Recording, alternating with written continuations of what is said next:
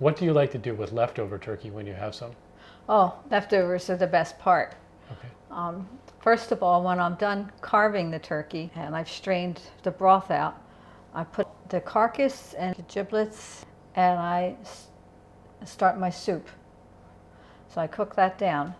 And then after dinner, I take the leftovers and I sort them up into 2-cup packages.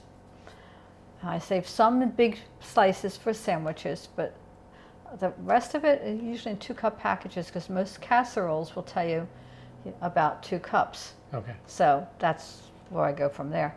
And we like to make chicken cacciatore, chicken tetrazzini. Just with turkey. Yeah. And yeah, all the recipes always say chicken. Around here, turkey goes. We love turkey. Yeah. You freeze it. It doesn't go bad. It can freeze for a long time if you really seal it when you wrap it, put it in the freezer. And same with the broth. If you don't make soup right away, you can save that into 1-quart containers and freeze it. And then you can take your leftover turkey and your leftover broth and make soup if you want, or make another casserole.